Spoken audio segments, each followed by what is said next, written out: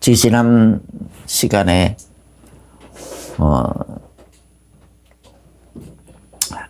아무것도 모르던 나에게 하나님께서 꿈을 통해서 마지막 때 되어질 내용을, 그죠? 아름다운 석양 노을빛, 그 석양 노을빛의 그 화려함 속에 비춰진 온 세상들, 온 세상이 얼마나 화려한 색깔로 채색이 돼가지고 너무너무 아름답게 보인다. 근데 그때에, 그렇지만 그건 잠시 잠깐이거든. 근데 하나님께서 그때 내게 음성을 탁 들려주시는 거예요. 그런 음성이 탁 들리는데, 지금의 때가 이때이니라. 그래서 마음이 급해져가지고 그래, 마음이 급해졌는데, 그 다음에 또 이제 두 번째는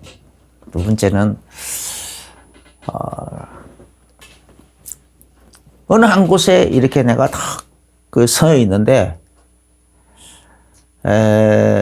저수지 같기도 하고 그 궁중팬 비슷하게 생긴 그런 하여간 지형이에요, 지형. 음부가. 그러니까 온 세상이 그냥 이렇게 온박하니 이런 식으로 다 그냥 내다 보이는 거예요. 그냥 다 보이는 곳인데, 그곳에서 내가 걸음을 옮겨 놓으려고 한 발을 탁 들었어요. 왼발을 땅에 딛고 오른발을 들어가지고 땅에 탁 내려 놓으려고 하는데, 보니까 발을 내려 놓을 장소가 없어요. 너무너무 더러워져가지고, 뭐 똥이라든지 뭐 이런 오물이라든지 막 하여간 발로 디디면은 안 되는 그런 더러운 것들로, 발을 밟으면 안 되는 아주 더러운 것들이 온 땅에 그냥 막 가득 널렸어. 내 발 하나 내려놓을 만한 장소도 없을 정도로 빈틈없이 널렸어. 그래가지고 내가 발을 내려 나올 수가 없어가지고, 세상에 이게 뭐야? 왜 이렇게 더러워? 이걸 어떻게 치우지? 내가 그런 생각을 탁 하는 사이에, 다시 또 하나님 음성이 들려왔어. 내가 홍수를 탁 내려가지고 이것을 싹 청소해주마. 그러시더라고요. 그런 음성이 탁 들렸어요. 그리고 이제 끝났는데, 한 며칠 후에 그거가 이어지는 꿈인 것 같아요.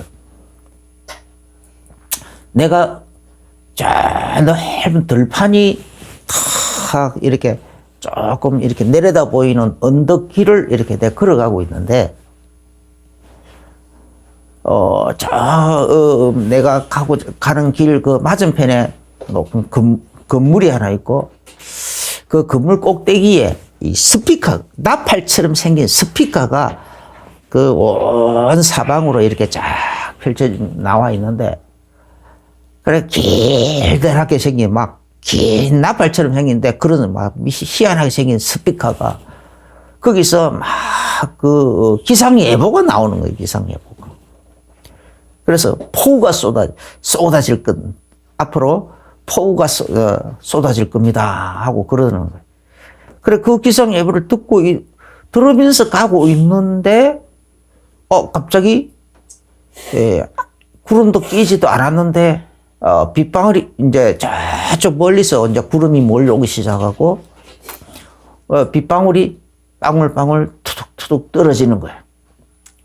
그 후두두두둑 막 떨어지는 거예요. 그래, 빗방울 막 맞으면서 내가 뛰어가려고 하는데, 보니까 언덕이 이렇게 서서 이렇게 보니까 저 맞은편 언덕 그 너머에, 저 멀리 저 북쪽에 막 벌써 홍수가 일어나가지고, 홍수가 막 이렇게 썰어오기 시작하는 거예요. 막 썰고 오는 거예요.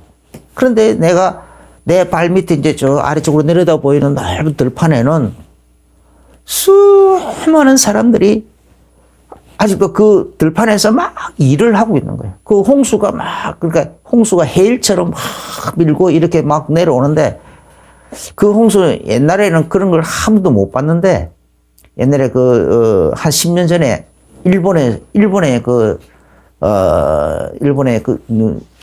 후쿠시마 그 원전에 있는 그 지역에 그 지진이 일어나고 해일이 막 일어나가지고 확 휩쓸었잖아요.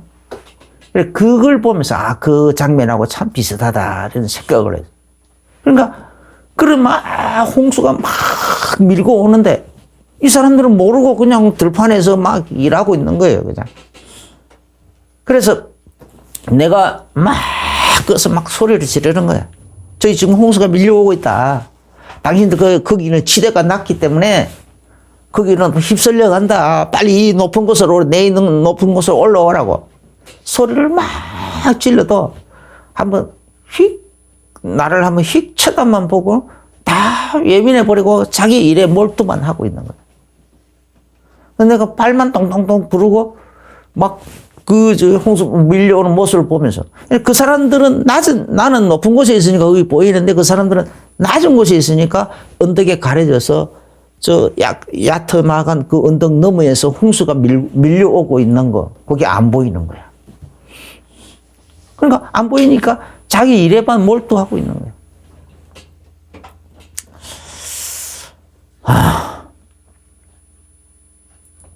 그래서 두 개가 연속해서 연결돼서 그렇게 봤어요.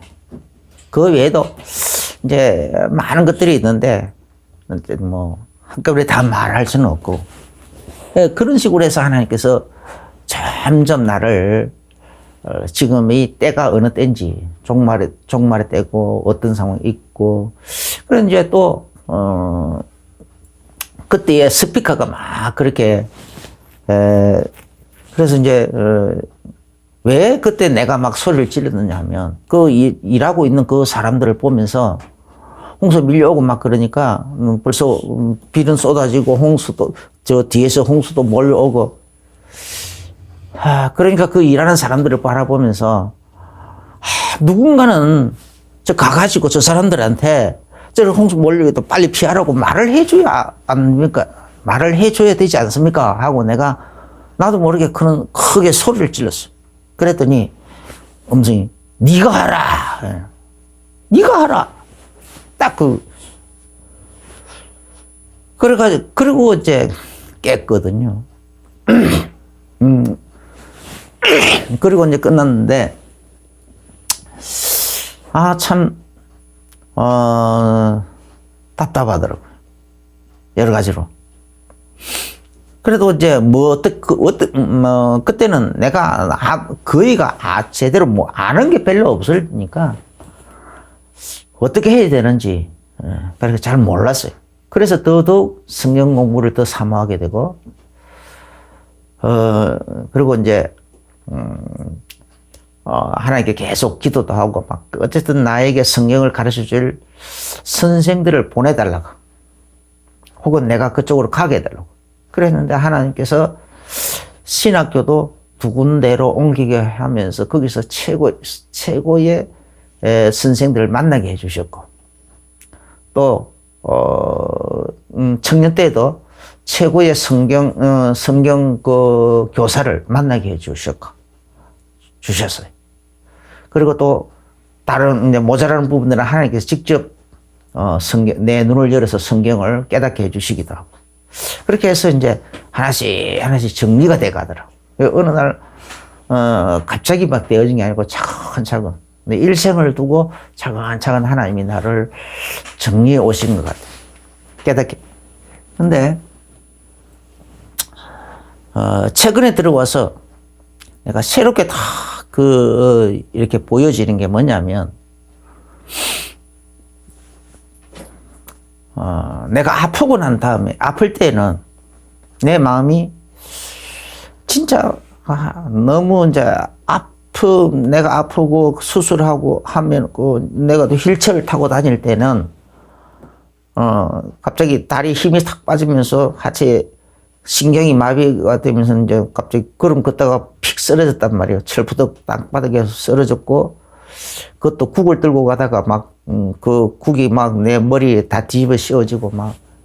그러니까 얼마나, 이게 말이에요. 참 비참하냐 말이에요. 너무 그냥 자존심이 다 뭉개지고 막 비참해지고. 그 다음에 이제 수술하고, 그러고 이제 결국 휠체어를 타고 다니다가, 다니면서 이제 그러다가 이제 수술까지 했는데, 그 수술 이후에도 내가 볼 때는 굉장히 뭐, 어쩌면은, 신경 몇 가닥이 끊어져서, 평생을 장애인으로 살아야겠구나. 막 그런 생각도 많이 들고 하더라고. 뭐 여러 가지로 막 참 이게 막 비참한 생각이 너무 많이 들고 하니까, 그냥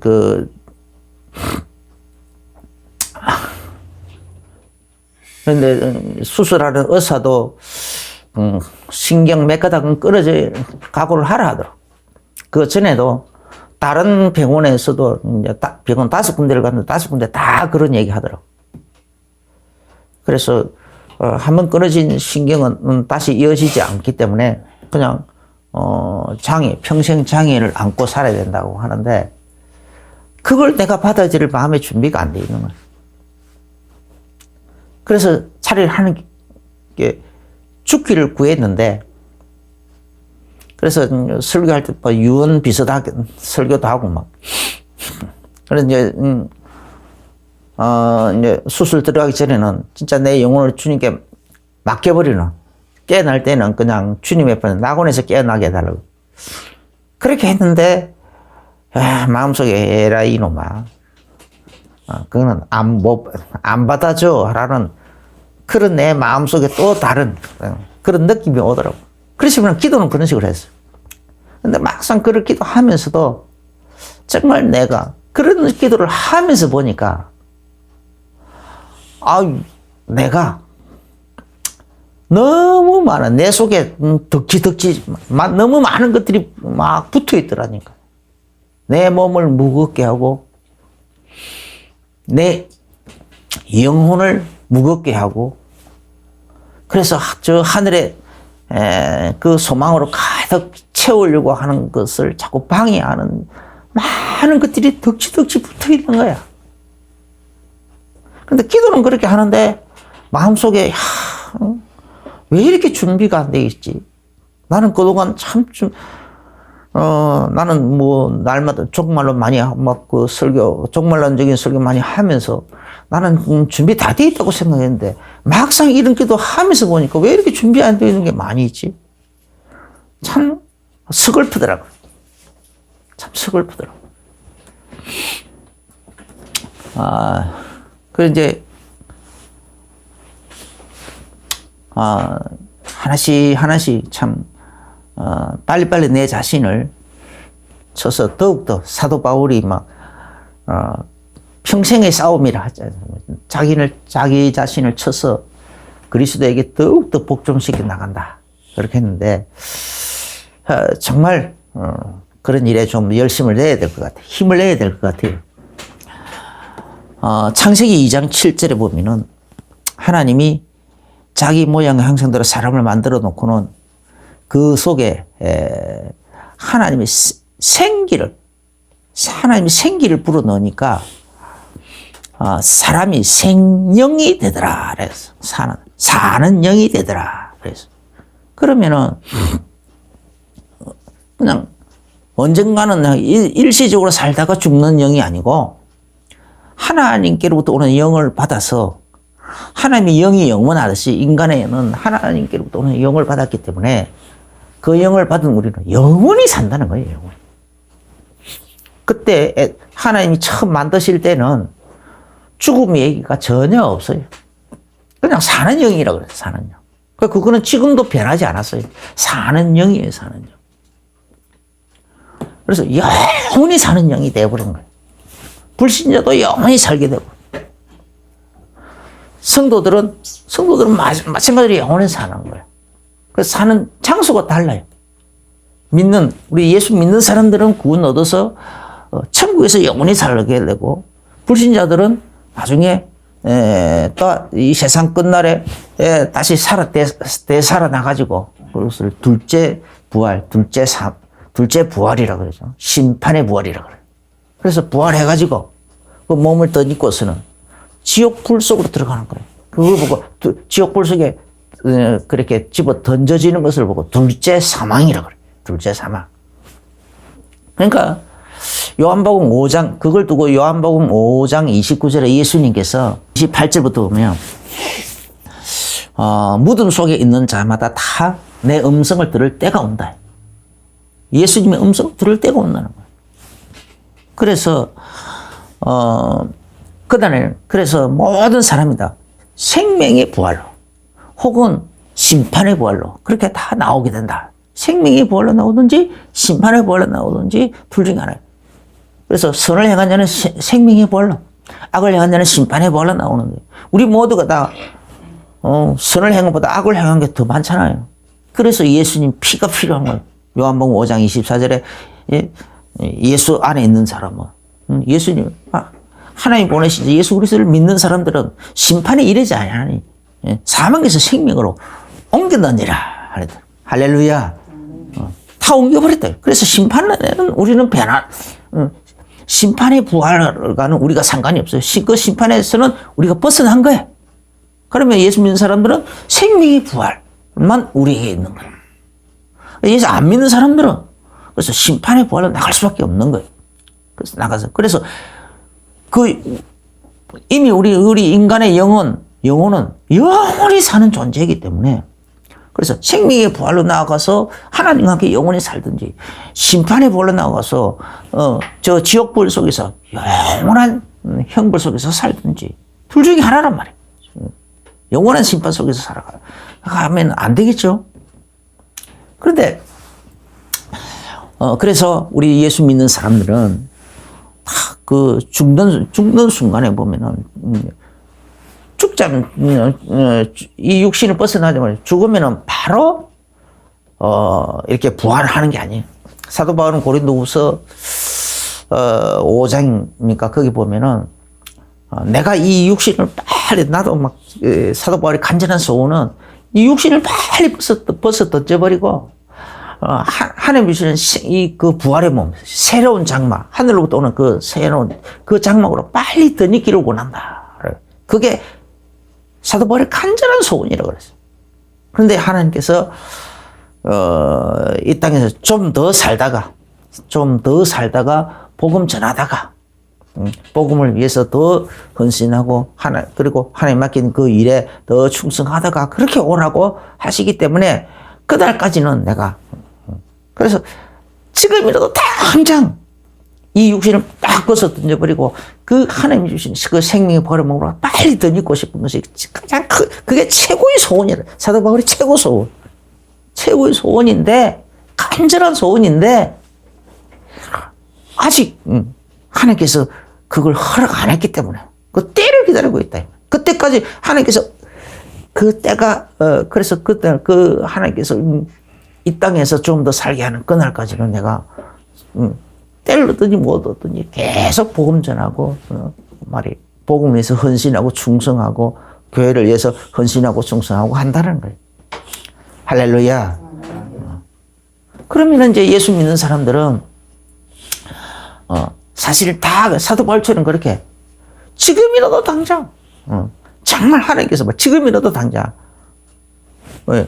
야 너 하늘로 올라오라 그러면 막 할렐루야 막 지금이라도 당장 오라 하면 할렐루야 얼마나 아멘 주님 감사합니다 하면서 막 얼른 그냥 이 세상에 이 육신에 대하여 또 이 세상에서의 어떤 삶에 대하여 미래를 눈꼽만치도 미련 없이 그냥 확 던져버리고 그냥 아멘 할렐루야 하면서 막 예수님께로 달려나갈 수 있어야 되는 거야. 그냥 예수님께서 오라 하시면 막 그대로 그냥 막 아멘 할렐루야 하면서 막 갈 수 있어야 되는데 우리가 다 예수 믿는 사람들도 갑자기 죽음이 탁 들어닥치면은 다 무서워하고 두려워하고 아쉬워하고 왜 그럽니까? 나도 막상 수술대 앞에서 그런 기도를 하는데 이상하게 덕지덕지 묻어있는 게 너무 많고 너무 아쉬움이 많더라고요. 참 서글프더라고요. 그래서 그러면 예수 믿는 사람들은 죽으면 바로 부활의 몸으로 들어가는 게 아니고 누가복음 16장에 보면은 16장 19절에 보면은 아브라함의 품이라 아브라함의 품에 들어간다라고 그렇게 표현을 하기도 합니다. 또 누가복음 23장 43절에 보면 나그네 또 나그네로 또 표현합니다. 그러니까 예수 믿는 사람들은 이 아브라함의 품이라고 읽기도 하고 나그네라고 읽기도 하는 예수님께서 예수님 앞에 자기 주님의 나라가 임할 때에 나를 불쌍히 여기소서 그렇게 그 예수님에 대한 신앙 고백을 하는 그 강도 마지막 사형장에서 지금 사형장에서 죽어가는 그 순간에 예수님 앞에 그 신앙 고백해가지고 극적으로 예수님께서 오늘 오후에는 네가 나와 함께 낙원에 있을 것이다. 예수님께서 바로 낙원으로 그냥 바로 데리고 들어갔어요. 완전히 그 극적인 정말 인생 극적인 그런 축복을 다 그렇게 받은 이 강도. 그 강도에 예수님께서 낙원에 있을 것이다 하고 말씀하셨잖아요. 그래서 이런 식으로 우리는 다 이 아브라함의 품위를 겪기도 하고 예수님께서 낙원이라고 읽기도 하는 이런 곳에 우리 영혼은 다 가 있다. 그리고 반대로 불신자들은 그 기간 동안 어디 갔냐? 불꽃 가운데서 음부 캄캄한 속에서 캄캄한데 또 불꽃 속에 불꽃 가운데서 고통당하면서 거기서 대기하고 있는 거예요. 심판의 부활의 때까지 대기하고 있는 거예요. 우리는 낙원에서 아브라함의 품 낙원에서 우리가 대기하고 생명의 부활의 몸으로 드니면 그날까지 대기하고 있는 거예요. 그러다가 그 요한복음 5장 28절에 무덤 속에 있는 자마다 다 내 음성을 들을 때가 오나니 그랬잖아요. 그러니까 이 예수님의 음성, 예수님께서 그러면 예수님 그 음성 어떻게 해요? 데살로니가전서 4장 16절부터 보면은 주께서 주의 호령과 천사장의 소리들과 나팔로 쫓아 나팔로서 하늘로 쫓아 강림하실 것이라 하잖아요. 그러니까 그때 주의 그 음성을 여기서는 호령이라고 표현했어요. 호령. 주의 호령 소리. 그렇게 예수님 강림하실 때에 고린도전서 15장 51절부터 52절을 보면은 죽은 자들이 먼저 일어나고 데살로니가전서에서도 우리가 순식간에 호련히 답변은 죽은 자들이 먼저 일어나고 살아남아 있는 자들도 순식간에 호련히 변한다는 거예요. 그러니까 이 부활의 몸으로 던질 때에 주께서 호령 소리를 그렇게 내셨습니다. 막 나사로 무덤 속에 들어있던 나사로에게 나사로야 나오라 하고 그렇게 예수님께서 호령하시니까 죽어서 나흘이 돼가 썩어가고 있던 그 나사로가 빨뚝 일어나서 나오듯이 그 몸이 막 바로 깨끗이 나와가지고 썩어가던 몸이 깨끗이 나와가지고 그렇게 나오듯이 우리는 죽어서 썩어서 재가 돼버리고 먼지가 돼버리고 혹은 불타 없어져 버리고 원소가 다 없어져 있다 할지라도 그 몸이 부활하는 거예요. 우리는 이제 이 생명의 부활의 몸의 재료는 예수님의 말씀이란 말이에요. 예수님의 생명의 떡의 말, 예수님의 그 살이 생명의 떡, 예수님의 피로서 만드는 생명의 음료, 이 생명의 떡과 생명의 음료가 우리 속에 있을 때. 그 예수님의 생명의 말씀이 우리 속에 있을 때 그 생명의 말씀이 우리로 하여금 생명의 부활의 몸으로 드니게 하는 재료가 되는 겁니다. 할렐루야.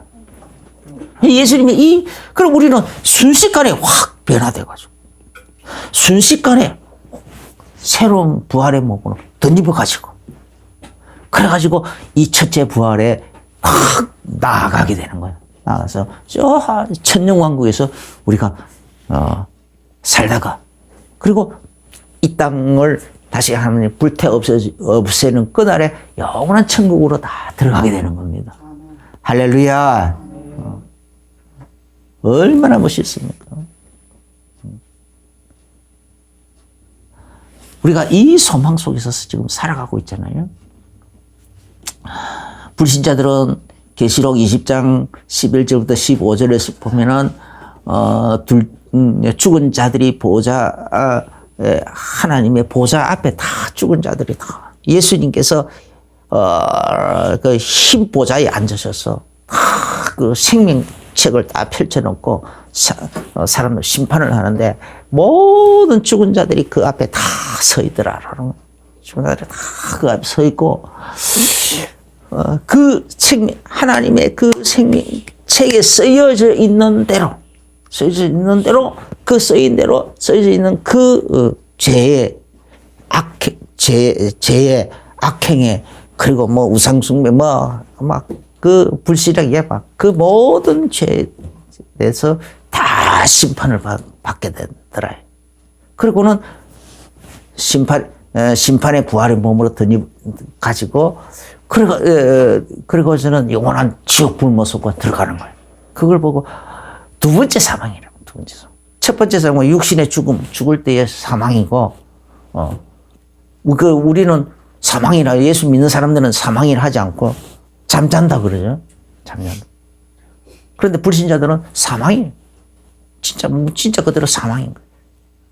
그런데 한 번의 사망을 끝나는 것이 아니라, 다시 또 이 세상이 불타 없어지는 그날, 천년왕국이 끝나고 이 세상을 불타서 다 영원한 지옥 불 속에 다 집어던졌는 그날 하나님 그들은 다시 다 둘째 부활로 살려가지고 그리고 영원한 지옥 불모 속에 집어던졌는데 그걸 보고 심판의 부활이라 하고 지옥 불모 속으로 들어가는 것을 보고 둘째 사망이라 그럽니다. 둘째 사망. 이게 무서워서라도 우리는 정신 차리고 정말 우리는 이미 구원받았지만 내 자신을 더욱 정결해야 되겠고 그 다음에 불신자들을 정말 불쌍히 여기고 여러분들의 이웃들을 친구들을 정말 불쌍히 여기면서 이런 간절한 마음을 가지고 전도를 해야 되겠습니다. 네. 그런데 우리는 반대로 그러면 이제 생명의 부활의 몸으로 든 우리들이 이 땅을, 그러면 이 처음 하늘과 처음 땅, 이것을 하나님이 지금 우리 눈에 보이는 태양과 달과 별들과 우주가 있고 지구가 있고 지구에 있는 모든 것들, 이 모든 것들을 하나님이 다 불태워 없애버린다. 이 모든 것들을 다 불태워 없애버리고 나면 우리는 어디서 사느냐? 그래서 하나님께서 새 하늘과 새 땅을 새로 만들어요. 새 하늘과 새 땅을 새로 만들고 그리고는 그 새 땅이 새 예루살렘 성도 새로 만들고 그래서 새 예루살렘 성 안에 사는 사람들 또 성 밖에 사는 사람들하고 나누는 거예요. 그 안에서. 그래서 그 새 하늘과 새 땅을 보고 천국이라고 그래요. 그죠? 영원한 천국. 우리 천국에서 다 천국에 들어가게 됩니다. 할렐루야. 그런데 그 천국에서 하나님이 만드신 그 새 예루살렘 성은 너무너무 아름다운 보석으로 이렇게 돼 있죠. 보석으로 이렇게 성이 만들어졌고 막 12 기초석이 있고 그 문마다 12 또 지파의 그 이름이 있는 그 12문이 있고 그 문을 성문은 없고 그냥 마음대로 들어갔다 나갔다 다 하는데 계시록 그 아름다운 새 예루살렘 성 안에는 그 극한 아름다운 그 성 안에는 성 안에 못 들어갈 수 없는 사람들이 있다라는 거야. 들어가다 성문도 없고 그렇지만은 천사들이 지키든지 뭐 하겠죠. 그래가지고 들어가면은 못 들어가고 쫓겨나는 사람, 그 성 안에 못 들어갈 수 없는 사람이 있다라는 거예요. 계시록 22장 15절에 보면은 개들과 점술가들과 개라는 것은 개는 먹은 것을 도로 토해내잖아요. 우리가 하나님 앞에 자꾸 옛날 행위들을 자꾸 하나님께 회개하고 또 제사에서 막 했던 그 행위들을 다시 자꾸 되풀이하는 거예요. 되풀이하는 거.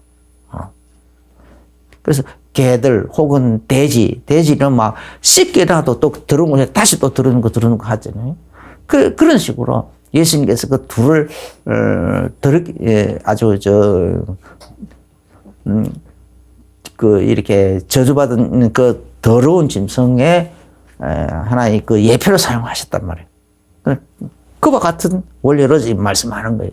개들과 그 다음에 점술가들과 점술은 뭐 그 다음에 음행하는 자들과 살인자들과 우상숭배자들과 및 거짓말을 좋아하며 지어내는 자들 이런 자들은 다 성 밖에 있다라는 것은 성 안에 못 들어간다는 거예요. 그 성은 너무 커요. 한 성의 한쪽 면이 2200 보통 계속에 있는 그 청력 숫자를 가지고 대충 헤아려 보면 정확하지는 않지만은 대충 헤아려 보면 적어도 2200km는 되는 것 같아. 그 크고 넓은 그 아름다운 성 안에 유리 같은 정금으로 다 되어 있다고. 그 아름다운 성 안에는 그 성 안에서 못 살고 밖으로 쫓겨난다. 성 밖에 있으리라. 이해되시죠? 자, 이런 가운데서 오늘 세례 요한의 메시지를 이해해야 되는 거예요, 여러분. 왜 이런 일이 있느냐? 그죠? 하나님의 가장 큰 계명, 마태복음 22장에 보면은, 계명 중에 어느 계명이 가장 큽니까? 하고 물을 때에 예수님께서 하나님을 네 힘을 다하고, 마음을 다하고, 목숨을 다하고, 뜻을 다하기까지 하여 하나님을 사랑하라. 사랑하는 거. 그게 가장 큰 계명이라는 거예요. 그게 가장 큰 계명이고, 율법과 선지자의 강령이라. 그러니까, 그와 똑같이 또 내 이웃도 그런 식으로 네 몸과 같이 사랑하라는 거예요. 그거는 둘째라. 그러니까 제일 첫 번째는 하나님 사랑이에요. 하나님 사랑. 왜 하나님 사랑을 이렇게 강조하고 있느냐? 실제로 보면은 마태복음 15장에 보면은 또 이사야서 29장 13절에 이렇게 보면은 예수님께서 그 시대상을 다 이렇게 증거하죠. 이 외식하는 자들아. 이사야 선지자의 그 말씀 빌어서 빗대가지고 그 시대의 바리새인들, 서기관들, 그리고 제사장들, 그 사람들, 그 지도자들 또 수많은 그런 사람들에게 이렇게 부하 내동되어 있는 그런 유대인들을 향하여 예수님께서 책망하시는 말씀이 나와요. 이 백성들이 입술로는 나를 공경하되 마음은 내게서 멀도다. 사람의 계명으로 교훈을 삼아 가르치니 나를 헛되이 경배하는도다. 이렇게 이사야가 그렇게 말한 대로 꼭 그대로다라는 거예요. 그대로. 그 예수님 당시에 실제로도 그랬어요. 그래서 그 중세 이제 요세푸스 역사서를 통해서 이렇게 쭉 보면은 실제로 그런 것을 엿볼 수 있어요. 요세푸스라는 유대인 역사 학자가 이제 그때 딱 그 시대에서 그렇게 연구해가지고 정리해 놓은 것을 이렇게 보면은, 이 말씀 그대로예요, 그대로. 너무나 많은 사람. 그때 예수님 당시에도, 내가 인자는 머리들 꽂혀 사람 없다 그랬지 않습니까? 사람들 마음이 다 예수님에게서 멀기 때문에 그 누구에게도 예수님께서 자기의 마음을 터놓고 그 집에 들어가서 마음 편안하게 다 누워서 잠을 잘 수 있을 만큼 그런 집이 없다라는 거예요. 정말로 다 동기가 있어서 예수님을 막 기뻐하고 즐거워하며 자기 집에 모시려고 하고 막 이렇게 해도 다 동기를 가지고 하지. 정말로 하나님을 사랑하기 때문에 하나님을 정말로 사랑해서 정말로 사랑하는 그 마음속에서 하나님께서 하나님께로부터 보내심을 받아서 우리의 그리스도로 우리의 죄를 지고 하나님의 어린 양으로 이 땅에 오신 그 예수님을 그 말씀 때문에, 언약 때문에 정말 신뢰하고 믿고 사랑하고 이렇게 해주는 사람이 없더라. 예수님은 누구에게? 하나님을 사랑하는 자, 사랑함으로 경외하는 자, 그 사랑하고 경외함으로 하나님을 섬기는 자, 그런 사람 중에서 예수님을 하나님이 보내심을 받은 이 예수님, 하나님이 보내신 이 예수 그리스도에 온전한 믿음이 있는 사람, 진짜 믿음이 있는 사람에게 예수님은 그 사람에게 들어가시는 거예요. 그래서 그런 사람에게, 그래서 나중에 성령님께서 임하실 때 그래서 다 이 사람들은 이미 다 마음에 결론이 나는 거예요. 그 120명의 문도들이 여기 다 결론이 나고 답이 나와 있기 때문에 예수님께서 성령으로 그들 마음 중심에 임하신 거예요. 아주 진하게 임하셨어요. 충분하게 임하셨어요. 불같이 임하셨어요. 급하고 강한 바람처럼 임하셨어요. 아주 급하게. 할렐루야. 우리들도 다 이렇게 마음이 이런 식으로 딱 정리해요. 이 시대도 마찬가지예요. 예수님 당시 그 시대상이나 지금 우리가 살고 있는 이 시대상이나 거의 같아. 이 시대도 이렇게 우리 마음 중심을 탁 내다보면서 아직도 뭔가가 이렇게 미신적인 것들을 빨리빨리 뜯어내. 세례 요한의 그 세례 요한이 그 세례를 주면서 또 메시지를 막 이렇게 선포하면서 하는 그 핵심이 뭡니까? 베드로전서 3장 21절 그 중요한 뜻은 선한 양심이 하나님을 찾아가는 거. 하는 것이에요. 세례 요한의 세례는 물로 씻어 깨끗하게 하려고 하는 것이 아니고 네가 너의 선한 양심이 하나님을 향하여 찾아가는 것이다. 하나님을 향하여 찾아가는 거. 그거 하라고 세례를 준다는 거죠. 그리고 누가복음 3장 오늘 3절에 보면은 3장 우리 읽었는데 이걸 오늘 이 본문에는 좀 더 진하게 안 나와 있어요. 구체적으로 안 나와 있는데 현대어 성경에 보면은 요한은 요단강 부근에 있는 온 동네를 돌아다니면서 이제 그렇게 회개하고 하나님께로 돌아올 것을 호소하였다. 이렇게 되죠. 그리고 하나님께로 돌아온 증거로서 세례를 받아야 한다라고 그런 식으로 그 메시지의 주된 내용이 그거였다는 거예요. 그래서 그렇기 때문에 베드로전서 3장 21절 세례라는 것은 물로 씻어 깨끗하게 한 것이고 네가 선한 양심으로부터 양심으로 하나님을 향해 찾아가는 거다. 이렇게 말씀하신 거죠. 그리고 또 이 세례 요한의 그 사역의 또 이제 세 번째 핵심은 예수님을 세상에 드러내는 거죠. 예수님 공생애로. 그래서 예수님이 세례 요한에게 나오니까 아니 내가 예수님께 먼저 세례를 받아야 할 텐데 어떻게 내가 먼저 당신에게 세례를 줍니까? 아니야. 이게 이런 식으로 해서 우리가 공의를 이루어야 된다.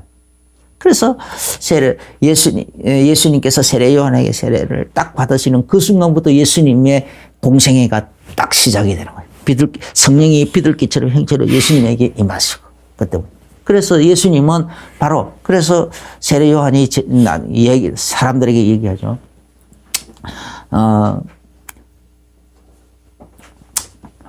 내가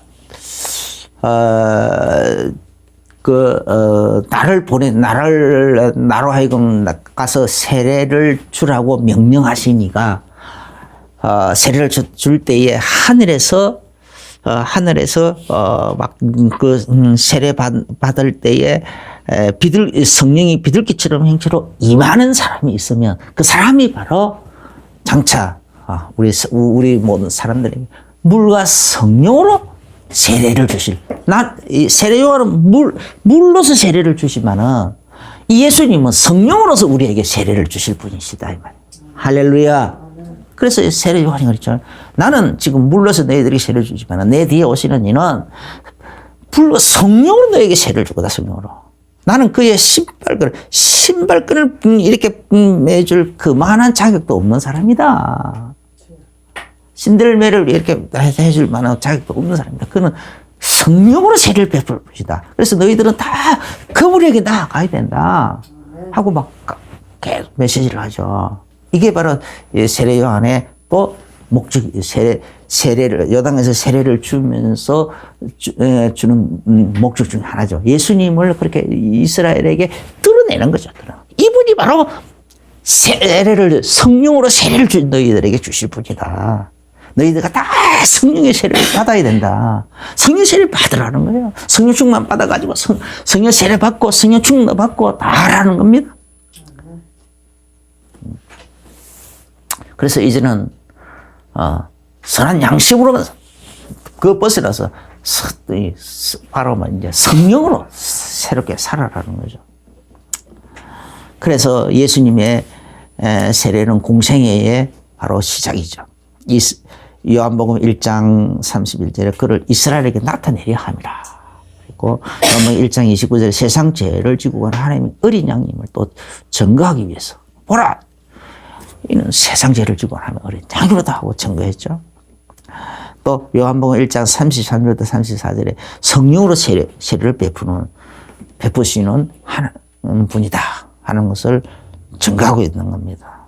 결론적으로 우리가 네 가지를 생각합니다. 첫째는 하나님을 정말 내 진심으로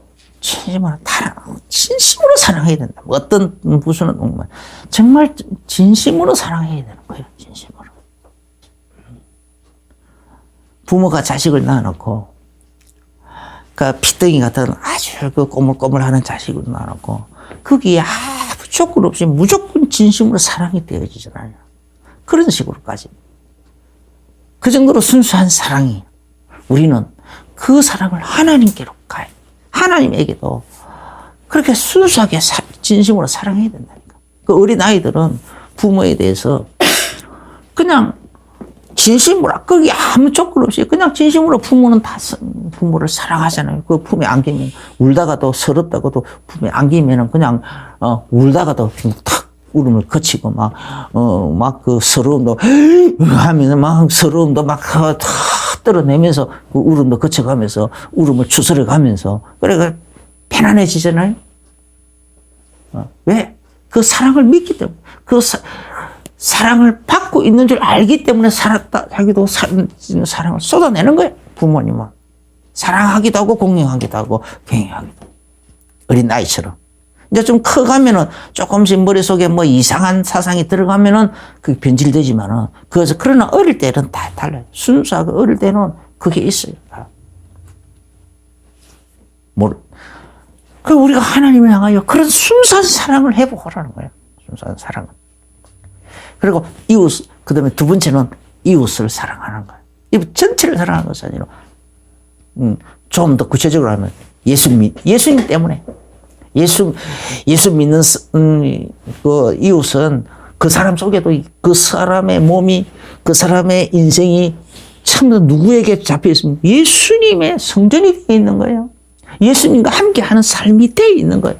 그렇기 때문에 그 사람을, 예수님 때문에라도 그 사람을 그냥 내버려 두지 말라는 거죠. 사랑하라는 거예요. 예수님 때문에. 세 번째는 구령의 열정, 영혼 구원의 그 열정으로 우리가. 그래서 이 좋은 하나님의 사랑을 모르고, 이 놀라운 하나님의 이 구원의 비밀을 모르고, 이 엄청난 생명의 부활의 이 축복도 모르고, 반대로 지옥불 속으로 자꾸 끌려가고 있는 그 불쌍한 영혼들을 향하여 어떻게든지 구원해야 되겠다 하는 그 구령의 열정으로 우리 속에 가득 채워야 되는 겁니다.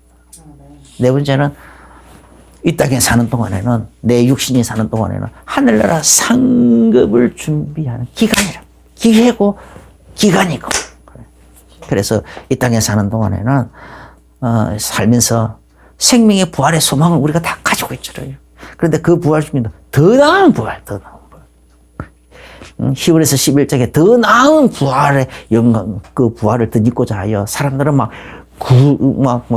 고문받는 거, 핍박받는 거, 형벌을 받는 거, 그런 것을 마다하지 않았다고 그랬어요. 이 정도로 결론과 결단이 내려지게 되실 예수 이름으로 축원합니다. 기도하겠습니다. 주 예수님 감사합니다. 우리가 회개의 세례를 전파하던 이 세례 요한처럼 세례 요한의 이 메시지처럼 정말 우리가 신령과 진정으로 하나님을 사랑하는 그 마음으로 온전히 회개하게 되어지기를 원합니다.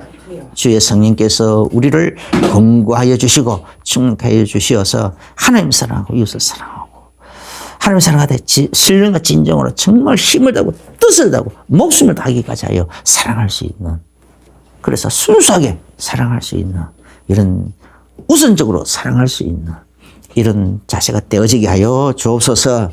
그리고 또 하늘의 신령한 상급, 더 좋은 상급을 위해서 또 그걸 바라보며 열심을 내게 하여 주옵소서. 감사드리며 예수님 이름으로 기도합니다. 아멘. 이제는 우리 주 예수 그리스도의 크신 은혜와 하나님 우리 아버지의 지극하신 사랑하심과 성령님의 내주인도 교통 충만하신 그 은혜가 오늘 말씀을 받으면서 아멘으로 화답하며 마음의 중요한 결론과 결단에 내리며 나가는 모든 성도님들에게 이제로부터 영원까지 항상 함께 계실지어다. 아멘.